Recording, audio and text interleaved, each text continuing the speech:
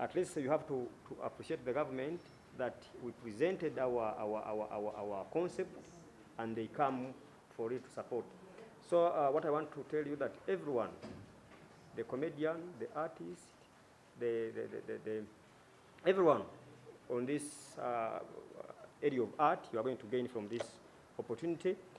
We want to inform the viewers that we are ready to create a good work for you.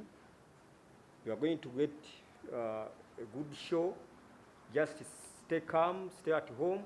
Instead of fearing about COVID-19, you are not going to have any other issue of changing your mind to be entertained. Thank you very much. I want to appreciate the panel, as I told you. Since I'm the last person this side of the panel, I would like to give you the Ruganda one straight away so that we can. Yeah, cancer ngoma. Nsaba kutegeeza bannayuganda nti omukisa gw'amaanyi gwe tufunye mu especially mu art industry tubadde tuli mu mbeera ya kuddukadduka wano nawali tufudde woowe yali tutira mu nju tetukuba ngoma. Tiimu eno gye mulaba wano neetuula wansi nevaayo ne concept ennungi ennyo nnyo gye twagala okwebaza gavumenti nti yavuddeyo n'ekiraba nga ye solution yokka n'ekisapootinga. So twagala bategeeza nti kino kigenda kutugasa ffenna ba artist mugenda kuba musobola okufunayo akasente okuba ntuperforminga. Abalabi baffe mubadde muli board muli waka nti bakugambye tojja ku mulimu naye tusiiba mu nju toyina nakyo kirala kisobola kukyusa ku birowoozo. So tugenda kubawa shows ennungi. Njala bakakasa nti ffe nga Bapromoter, Balunywa Promotion, Emma Promotions, kino mukimanyi nti tukimanyi okukikola. Omwaka oguwedde nga bakyatusibye twavayo ne tubaayo ka Yugi Connect ne mukalaba ne katambula bulungi ng'ate twali fekka. Kati wano ke tufunye pano yaba experience ne platform ennene ya Next Media nkakasa nti nno tugenda kubakolera ekintu ekirungi.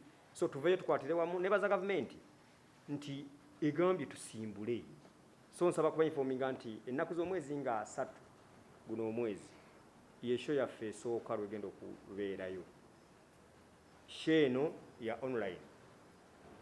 Njagala kubalaga nti nno online ogenda kubeera ku simu ng'olaba kitegeeza data wo ye tiketi yo.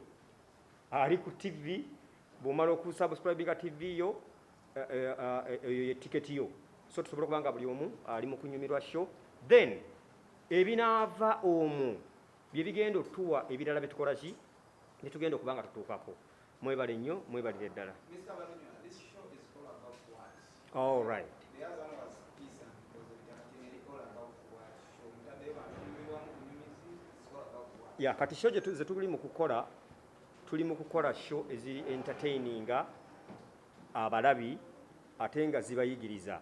Nga bwe tubadde tukola show zino mu bivulu byonna gye tubadde nti tutegeka show n'ofuna ka miliyoni n'ofuna ne bajja ne bakubira abantu.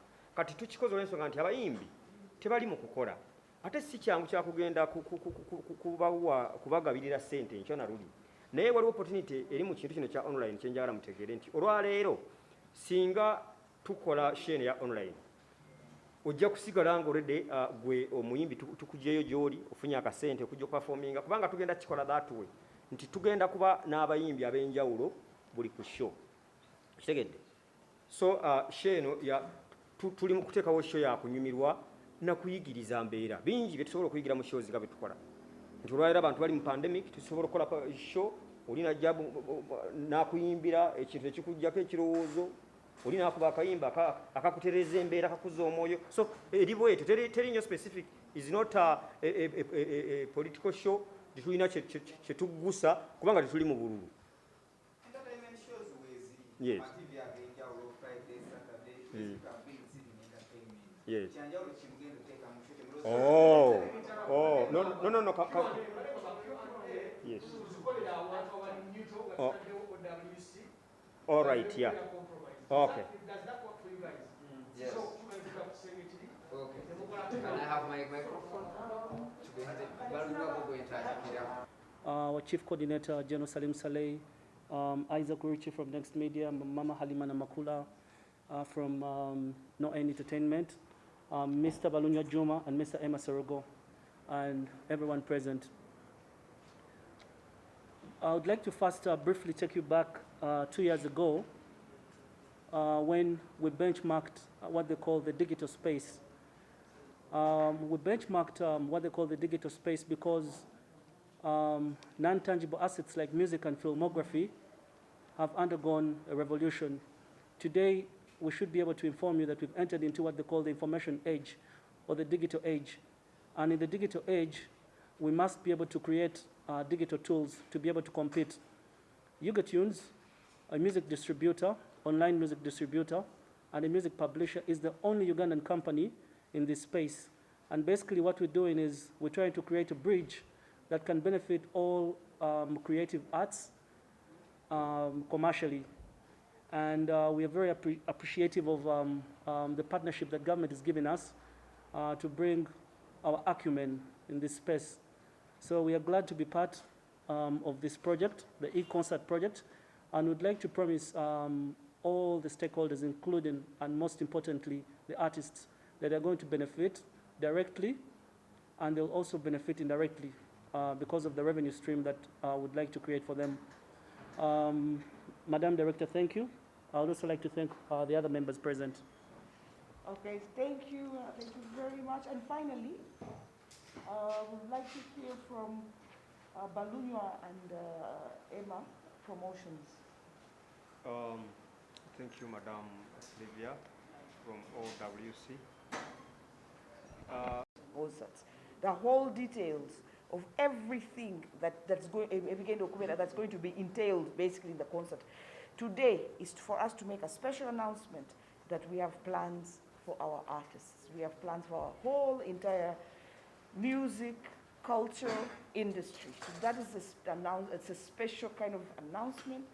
And then next week, we shall give you the whole details of the concert and how it's going to be. So now we can be open for questions.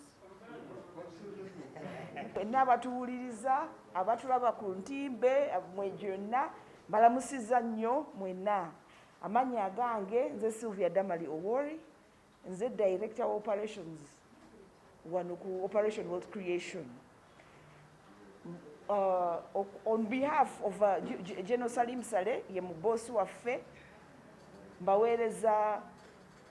abaweereza mwenna greetings, abaweereza byonna greetings nyingi.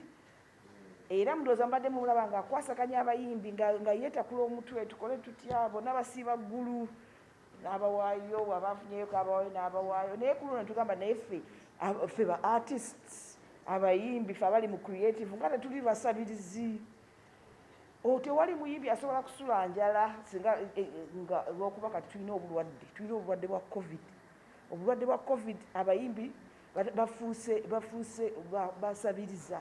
Kati ne baliyo bagamba tulina kukola ngeri ki okubeera nga tubeere tuhavinga concerts abayimbi batandika okufuna ssente.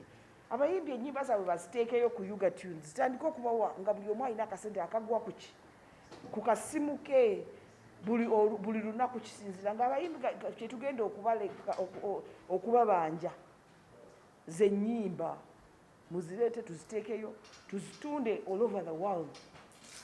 So yeyo excitement ffe gye tuzze leero tujje special announcement tubagambe nti nga Operation World Creation office ya president tuzze tucoordinatinge buli omu aba NBS aba No End Entertainment aba Tunes Balunywa Promotions.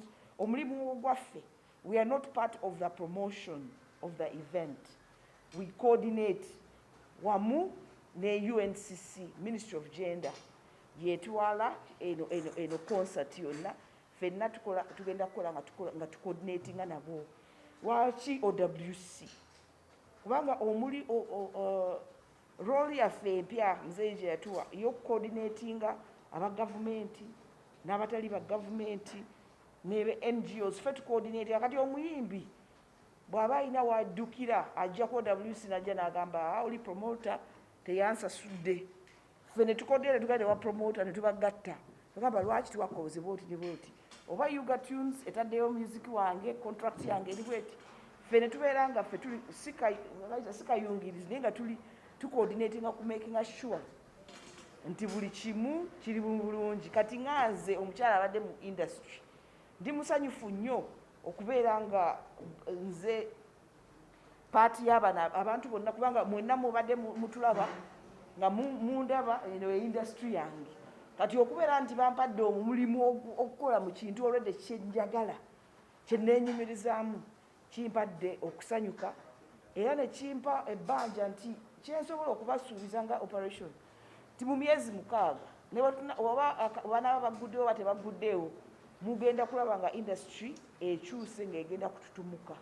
Mbeebaza nnyo.